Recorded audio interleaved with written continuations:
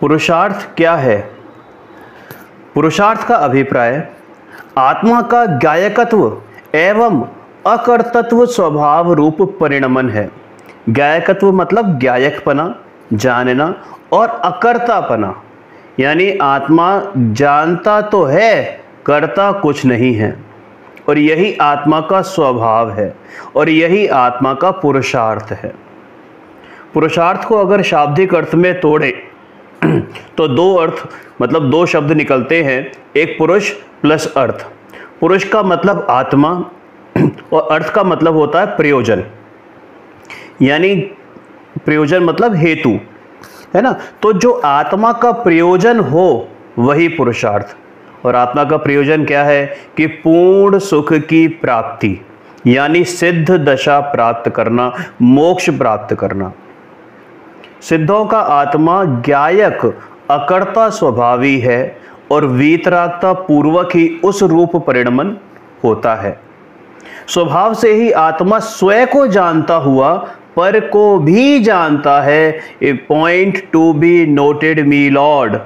क्या कि भैया सबसे बड़ी जो समस्या है आज की डेट में, दो पक्ष खड़े हुए हैं जिसमें से एक तो ये बोलता है कि भाई आत्मा स्वयं को ही जानता है पर को नहीं जानता, और एक पक्ष ये कहता है कि आत्मा स्वयं को कैसे जान सकता है। जैसे आंखें अपने अंदर नहीं देख सकती, कान अपने अंदर का नहीं सुन सकते, है ना, जीभ अपने अंदर क्या कैसा टेस्ट है उसको नहीं जान सकता, तो भैया ये ज्ञान भी या आत्मा भी अपने को कैसे जान सकता है? मात्र बाहर को ही जानता है। और यहाँ तो साफ लिखा है कि स्वभाव से ही आत्मा स्वयं को जानता हुआ पर को भी जानता है। और यहाँ दोनों के लिए स्वभाव शब्द प्रयोग हुआ है। कौन सा शब्द प्रयुक्त हुआ है? स्वभाव शब्द। यानी कोई ये कहे कि आत्मा निश्चय से तो स्वयं को जानता है और व्यवहार से पर को जानता है, इस बात का तो खंडन कर दिया साफ साफ। भाई इस बात को अगर हम थोड़ा सा स्यादवाद की दृष्टि से देखें, क्या स्यादवाद की दृष्टि से देखें, तो केवली भगवान स्वयं ज्ञायक हैं और कैसे हैं? अकर्ता स्वभावी होने से वह स्वयं को तो तन्मयता पूर्वक जानते हैं और पर को अतन्मयता पूर्वक जानते हैं। इस अपेक्षा से भी ये कहा जाता है कि आत्मा व निश्चय से स्वयं को और व्यवहार से पर को जानता है। पर का व्यवहार का मतलब सिर्फ असद्भूतपना ही नहीं होता, असत्यार्थपना ही नहीं होता। स्वाश्रितो निश्चय, पराश्रितो व्यवहार। इसमें जब स्वयं का आश्रय तो सिद्ध भगवान को स्वयं का ही है ना, लेकिन उसमें जब स्वयं है यानी कि अपने को जानना, तो उसको उन्होंने निश्चय नाम दिया, और जिसमें पर जानने में आए तो उसको उन्होंने व्यवहार नाम दिया, और साथ में तन्मयता और अतन्मयता पूर्वक को भी निश्चय व्यवहार नाम दिया है। आत्मा करता क्या है कि जानने के अलावा कुछ नहीं करता। क्यों? क्योंकि उनको इसी अपेक्षा से उनको राग आदि नहीं होते, इसी कारण उनको राग आदि नहीं होते, वीतरागी रहते हैं। और उसको प्राप्त करने का, किसको? सर्वज्ञता को प्राप्त करने का, वीतरागता को प्राप्त करने का और उस सिद्ध दशा को प्राप्त करने का अनुसार का मार्ग भी वैसा ही है, तदनुसार ही है। इसलिए स्वयं में अपनत्व पूर्वक आत्मा को ज्ञायक और पर का अकर्ता मानते हुए उस रूप परिणमन करने का पुरुषार्थ ही आत्मा का यथार्थ पुरुषार्थ है, और यही मोक्ष मार्ग का पुरुषार्थ है। समझ आया? मन वचन काय की किसी भी प्रकार की क्रिया मोक्ष मार्ग का यथार्थ पुरुषार्थ नहीं है। और ये अज्ञानी जन क्या करते हैं कि अज्ञानी जन पुरुषार्थ का संसार वर्धक और राग पोषक विपरीत अर्थ निकालते हैं। वो समझाते हैं, मतलब परस्पर आचार्यत्व भी करते हैं कि पुरुष यानी संसारी जीव को 4 प्रकार के पुरुषार्थ करने चाहिए, जो लोक में बहुत फेमस हैं: धर्म, अर्थ, काम और मोक्ष।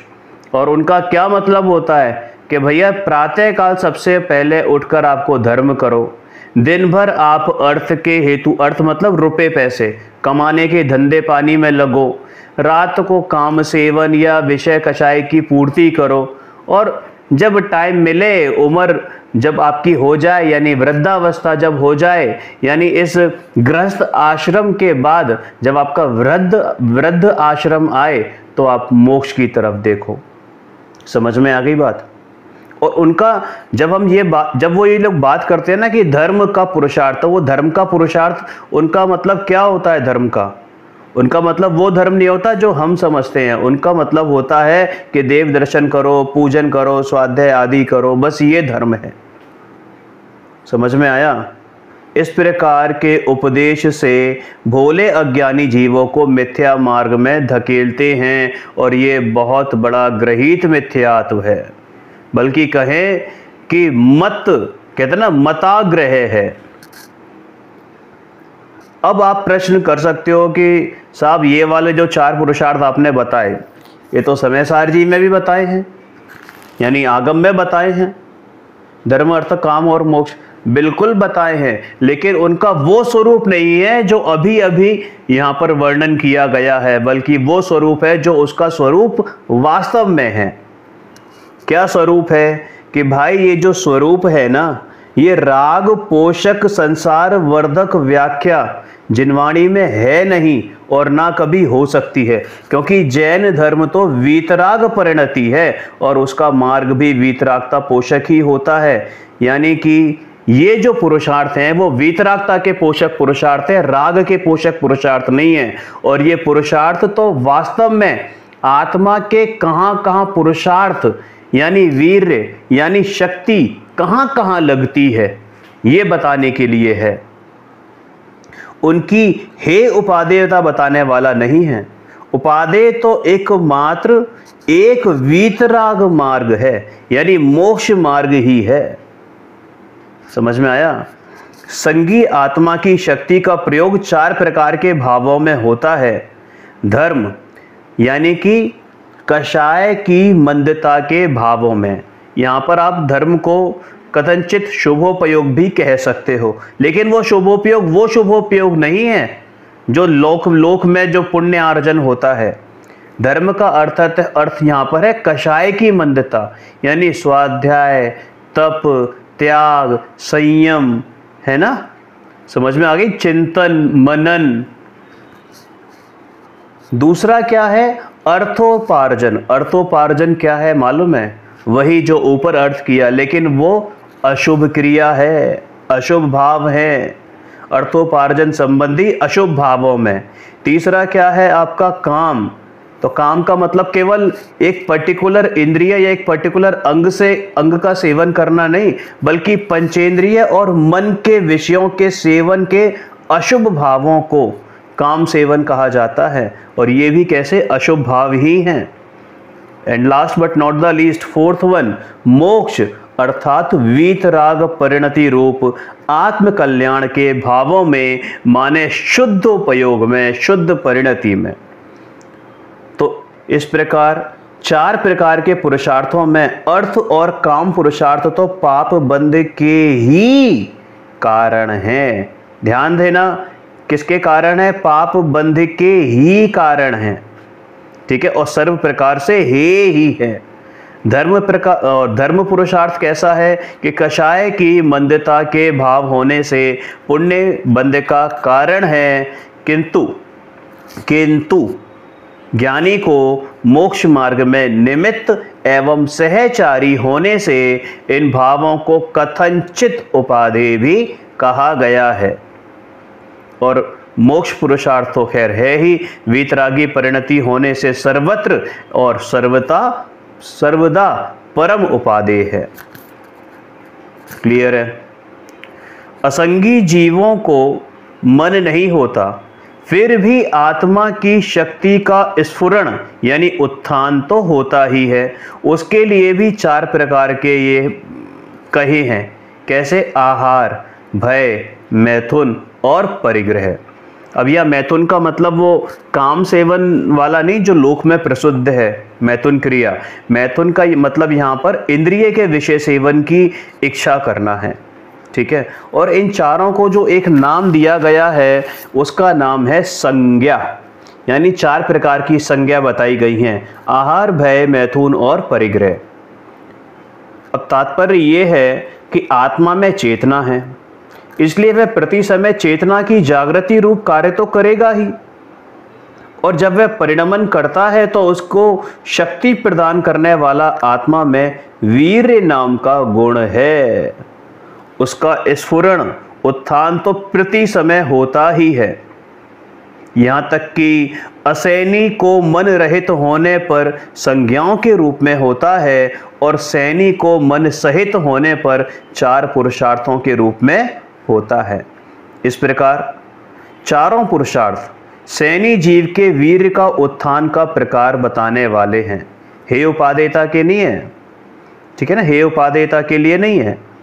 उक्त पुरुषार्थों का विपरीत स्वरूप तो जो अज्ञानी विषय लोलुपी पुरुष हैं उनके द्वारा विकसित किया गया है, जो ऊपर बात कही थी सबसे पहले। इन 4 पुरुषार्थों का संसारी जीवों द्वारा, मिथ्या दृष्टि जीवों द्वारा जो वर्णन किया गया है। तो इससे क्या कंक्लूजन निकाला कि ये चारों पुरुषार्थ में उपादेय तो एकमात्र मोक्ष पुरुषार्थ ही है, बाकी 3 पुरुषार्थ तो मोक्ष मार्ग के घातक होने से। देखो साहब, धर्म को भी, क्योंकि यहाँ धर्म का मतलब वो चारित्र गुण वाला धर्म नहीं है, यहाँ धर्म मतलब शुभ है ना, तो उसको भी क्या माना है कि मोक्ष मार्ग का घातक होने से सदैव एवं सर्वत्र हे ही है। उनमें से धर्म पुरुषार्थ अगर मोक्ष मार्ग में साधक हो तो भी उसे कथनचित उपादेय कहा है, कथनचित, सर्वथा नहीं, कथनचित उपादेय कहा है, ठीक है ना। तो वास्तव में तो मोक्ष पुरुषार्थ को यानी वीतराग रूपी भावों को ही पुरुषार्थ के नाम से संबोधित किया गया है। इसलिए इस प्रकरण में पुरुषार्थ का अर्थ मात्र पुरुष अर्थात आत्मा और उसका अर्थ यानी प्रयोजन, और वो क्या है कि मोक्ष। समझ में आया? इस प्रकार कार्य की संपन्नता में 5 समवायों की स्वतंत्रता पूर्वक समग्रता स्वीकार करते हुए आत्मा को ज्ञायक, क्या मानना है, आत्मा क्या है, ज्ञायक है, और अकर्ता स्वीकार करके तद्रूप परिणमन करना ही या कराना ही आत्मा का यथार्थ पुरुषार्थ है। और यही वास्तव में द्वादशांग का सार है, आगम का सार है। क्लियर है? देखो इस बात पर गुरुदेव ने क्या कहा, ये गुरुदेव की एक चर्चा आती है ज्ञान स्वभाव ज्ञेय स्वभाव के माध्यम से, तो उन्होंने इसमें क्या कहा है कि जहाँ जीव सच्चा पुरुषार्थ करता है वहाँ स्वयं अन्य 4 समवाय होते हैं। अब ये समवाय क्या होते हैं? देखो समवाय 5 होते हैं। सबसे पहला है स्वभाव, ठीक है, दूसरा है पुरुषार्थ, तीसरा है होनहार जिसको भवितव्यता भी कहते हैं, ठीक है ना, चौथा है निमित्त, बल्कि कहें तो चौथा है काललब्धि और 5वां है निमित्त, सबसे अंतिम, ठीक है। तो जहां जीव अब इन 5 पुरुषार्थ में सिर्फ एकमात्र पुरुषार्थ ही है जिसमें जीव अपना, मतलब कहना चाहिए कि उसका हाथ है, यानी वो जिसके बस में है, जीव के बस में है, क्या, पुरुषार्थ। जहां जीव सच्चा पुरुषार्थ करता है तो वहां स्वयं अन्य 4 समवाय होते हैं। अब ये पुरुषार्थ भी, ये को सच्चा पुरुषार्थ कहा है ना, तो झूठा भी होता है क्या, कि हाँ होता है ना, कि पर द्रव्यों की तरफ जो बुद्धि चलती है वो झूठा पुरुषार्थ है, मिथ्या पुरुषार्थ है, तो उसको जो समवाय मिलेंगे वो भी वैसे ही मिलेंगे, ठीक है ना। और जब उसका अंतरंग कारण बनेगा, यानी अंतरंग की आत्म कल्याण उसको करना होगा, तो वो उस तरफ बुद्धि लगाएगा, यानी अपनी तरफ बुद्धि लगाएगा, अपनी तरफ ज्ञान को मोल्ड करेगा, तो भाई उसको वैसे समवाय मिलेंगे, ठीक है। अब ये संक्षिप्त स्वरूप एक बार देखते हैं, इन 5 समवायों का नाम आपको बता दिए मैंने, ठीक है। तो देखो इनकी एक एक लाइन की डेफिनेशन है, बहुत इजी है। पहला है पुरुषार्थ, मैं पर का कुछ करने वाला नहीं हूं, मैं तो ज्ञायक हूं, मेरी पर्याय मेरे द्रव्य में से आती है। ध्यान रहे, प्रत्येक पर्याय का अधिष्ठाता या कहना चाहिए उसका बेस, उसका आधार कौन है? उसका स्वयं का द्रव्य। ठीक है, तो मैं पर का कुछ करने वाला नहीं हूं, मैं तो ज्ञायक हूं, मेरी पर्याय मेरे द्रव्य में से आती है। इस प्रकार स्वभाव दृष्टि करके पर की दृष्टि तोड़ना सो पुरुषार्थ है। ठीक है, सेकंड पॉइंट है स्वभाव। स्वभाव दृष्टि का पुरुषार्थ करते हुए जो निर्मल दशा प्रकट होती है, स्वभाव यानी मेरा जो स्वभाव है उसकी दृष्टि का पुरुषार्थ करते हुए, मतलब उस तरफ दृष्टि करते हुए जो निर्मल दशा प्रकट होती है, वह दशा कहाँ थी, कहाँ उपस्थित थी? कि पुरुष स्वभाव में ही थी। जो चीज स्वभाव में होती है वही बाहर प्रकट होती है। ठीक है ना, अर्थात जो शुद्धता प्रकट होती है वही स्वभाव है। थर्ड वन, स्वभाव दृष्टि के पुरुषार्थ से स्वभाव में से जो क्रमबद्ध पर्याय उस समय प्रकट होनी थी, वही शुद्ध पर्याय उसी समय प्रकट हुई, सो नियति है। समझ में आया? स्वभाव की दृष्टि के बल से स्वभाव में जो पर्याय प्रकट होने की शक्ति थी, वही पर्याय प्रकट हुई। बस स्वभाव में से जिस समय जो दशा प्रकट हुई, वही पर्याय उसकी नियति है। ठीक है, इसे कहते हैं नियति कह लो, होनहार कह लो, भवितव्यता कह लो। पुरुषार्थ करने वाले जीव के स्वभाव में जो नियति है वही प्रकट होती है, बाहर से नहीं आती। भवितव्यता, ठीक है, या नियति, या क्या बोला था मैंने? नियति, भवितव्यता और होनहार। ठीक है, अब चौथा है स्वय काल यानी काल लब्धि। स्वय दृष्टि के पुरुषार्थ के समय जो दशा प्रकट हुई, वही उस वस्तु का स्वय काल है। पहले वो पर की ओर झुका था, अब उसकी जगह स्वयंमुख हुआ, यानी कि स्वयं की तरफ अपने आप को सन्मुख किया है। ठीक है ना, तो यही स्वय काल है। और पांचवा क्या है? निमित्त। जब स्वभाव दृष्टि से ये चारों समवाय प्रकट हुए, तब निमित्त रूप कर्म उसकी अपनी योग्यता से स्वयं हट गए, यानी कर्म के उपशम, क्षय, उपशम आदि, ये सब क्या है? ये निमित्त हैं। क्लियर है? अब इनमें क्या क्या चीज अस्थि रूप है, क्या नास्ति रूप है? तो शुरू के जो चार देखे थे, यानी पुरुषार्थ, स्वभाव, नियति और काल, ये तो अस्थि रूप हैं। और अंतिम वाला जो निमित्त यानी कर्म के उपशम, क्षय उपशम, ये कैसे हैं? ये नास्ति रूप है। क्यों? क्योंकि जो शुरू के चार हैं, पुरुषार्थ, स्वभाव, नियति और काल, ये चारों उपादान की पर्याय से संबद्ध हैं, और पांचवा समवाय नास्ति रूप है, यह निमित्त से संबद्ध है। यदि पांचवा समवाय आत्मा में लागू करना हो, मतलब ये भी कर्म की अपेक्षा से देखा, अगर उसे आत्मा में ही लागू करना हो, यानी वो षटकारक लगते हैं ना अपने आत्मा में ही, अपने स्वरूप में ही, तो वो कैसे लगेंगे? कि परोन्मुक्ता से हटकर स्वभाव की ओर झुकने पर सबसे पहले जो चारों अस्थि रूप में और कर्म को नास्ति रूप में, इस प्रकार आत्मा में पांचों समवायों का परिणमन हो गया है। क्लियर है? अर्थात निज के पुरुषार्थ से पांचों समवाय अपनी पर्याय में समाविष्ट हो जाते हैं। ठीक है, यानी प्रथम चार अस्थि से और पांचवा नास्ति से अपने में है। क्लियर है? अब यहां पर प्रश्न आता है कि भाई ज्ञायक का निर्णय ही यथार्थ पुरुषार्थ है, सो कैसे? तो भाई इसमें सबसे अच्छा आपको अगर उदाहरण चाहिए, या कहना चाहिए सबसे अच्छा अगर समझना है, तो मोक्ष मार्ग प्रकाशक जी के 309 से लेके 313 तक के पेज को खोलो। उसके 312 पेज पर क्या कहा है आचार्य कल्प पंडित प्रवर टोडरमल जी साहब ने? कि तथा इस अवसर में जो जीव पुरुषार्थ से तत्व निर्णय, और कौन सा निर्णय? कि ज्ञायक अकर्ता स्वभावी आत्मस्वरूप का निर्णय है ना। तथा इस अवसर में जो जीव पुरुषार्थ से तत्व निर्णय करने में उपयोग लगाने का अभ्यास रखें, तो उनके क्या होगा? कि विशुद्धता बढ़ेगी, उससे कर्मों की शक्तिहीन होगी, और कुछ काल में अपने आप दर्शन मोह का उपशम होगा। तब तत्वों की यथावत प्रतीति आवेगी, सो इसका तो कर्तव्य तत्व निर्णय का अभ्यास ही है।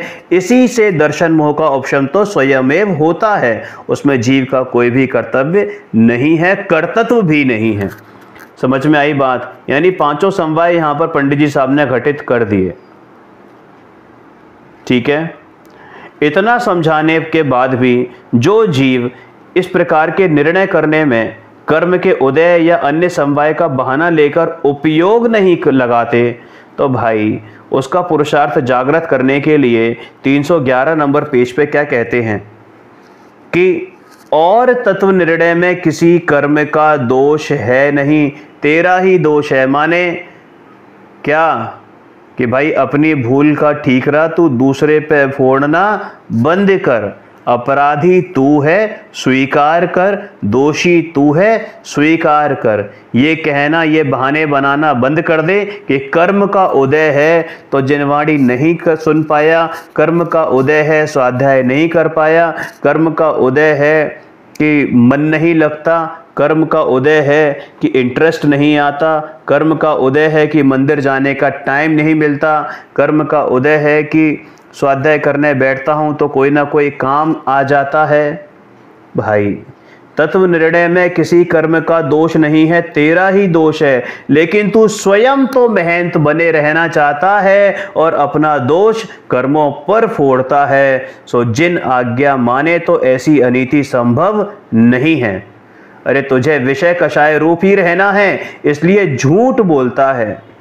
मोक्ष की सच्ची अभिलाषा हो तो फिर ऐसी युक्ति क्यों लगाए, है ना भाई? बहाने बना रहा है ना, लेम एक्सक्यूजेस दे रहा है। सांसारिक कार्यों में अपने पुरुषार्थ से सिद्धि ना होनी जाने, मतलब सांसारिक कार्यों में तो खूब बुद्धि चलती है, वहां पे कर्म का उदय नहीं आता, वहां पे कर्म का उदय स्वीकार नहीं करता ये सांसारिक कार्यों में कि साहब पैसा तो कर्म के उदय से आता है ना? परिवार में सुख संपत्ति तो कर्म के उदय से आती है, मकान तो अपने स्वयं के उदय से बनेगा, मैं उसमें क्या कर सकता हूँ, ये शरीर हष्टपुष्ट तो स्वयं कर्म के उदय से होगा।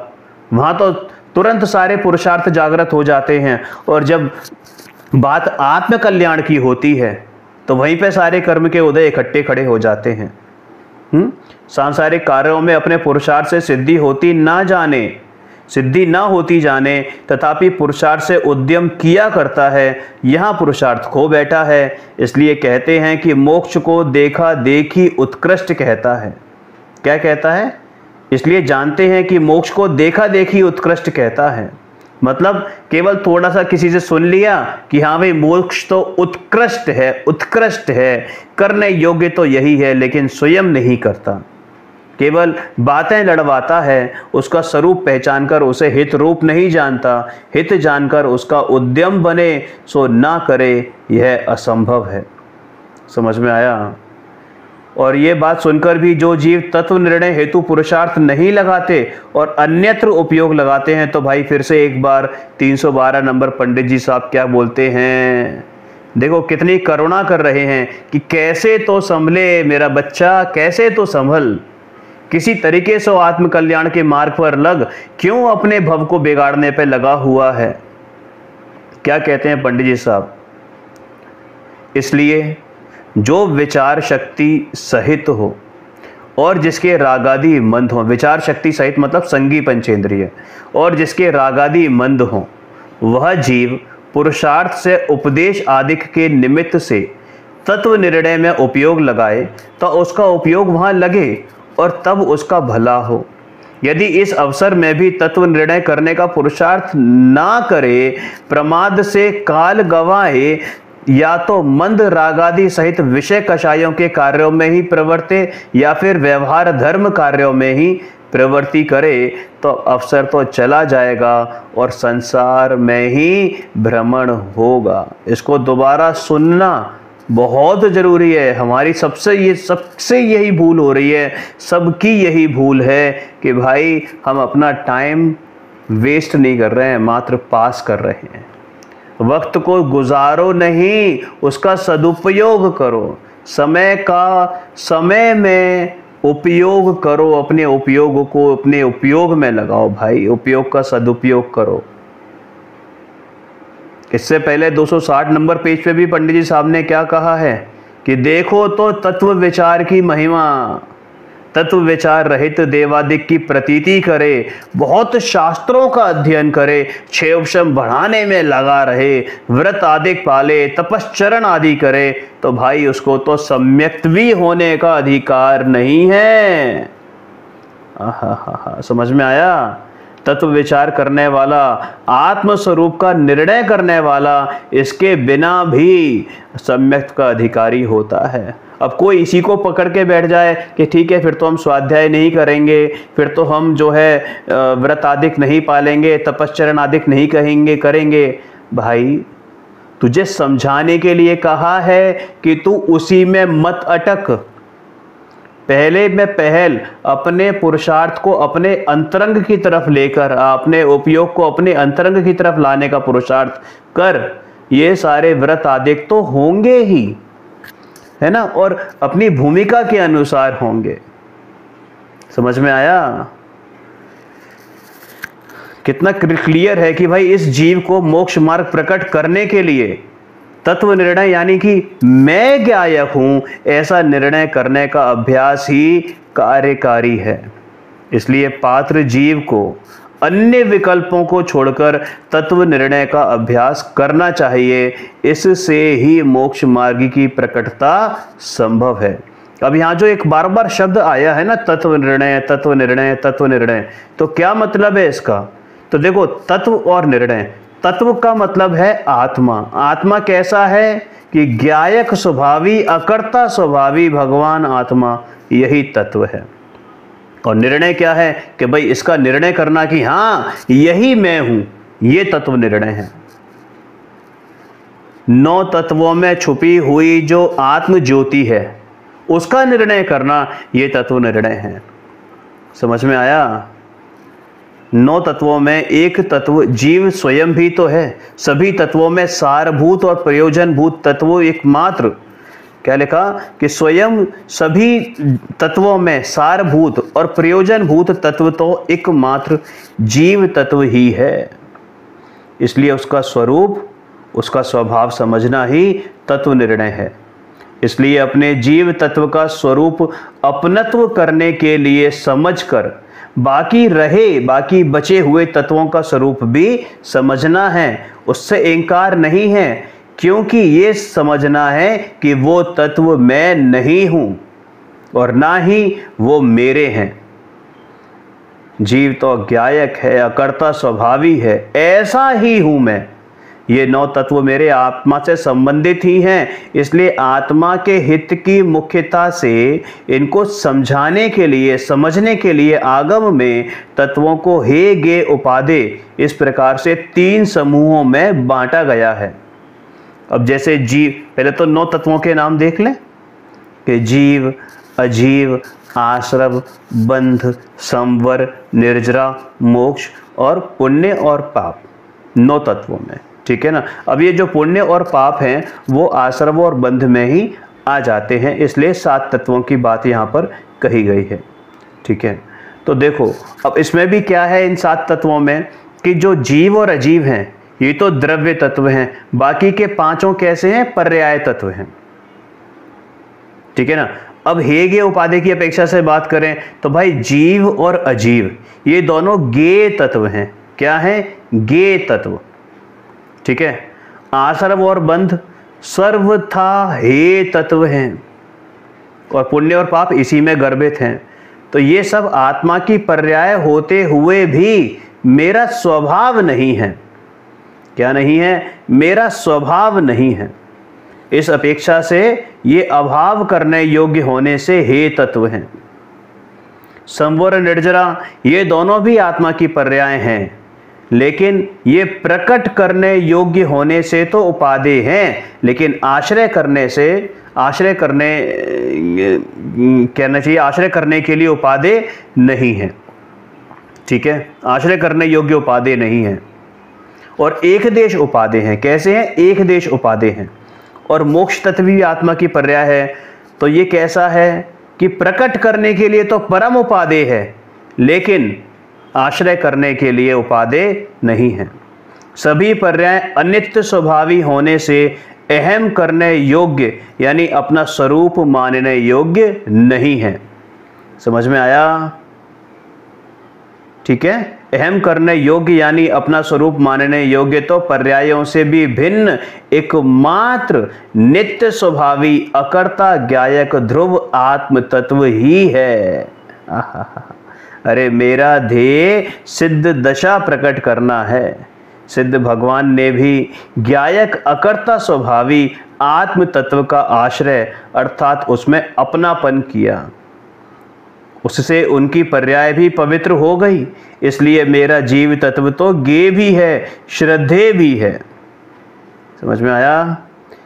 और एकमात्र जीव तत्व है इन सातों तत्वों में जो ज्ञेय भी है और श्रद्धेय भी है, उसका और आश्रय भूत भी है ना। उसका आश्रय करने से मेरा यानी कि मैं स्वयं, चूंकि मैं स्वयं वही हूं, तो भाई उसका आश्रय यानी जब अपना आश्रय लेगा तो वो पवित्रता को प्राप्त होगा।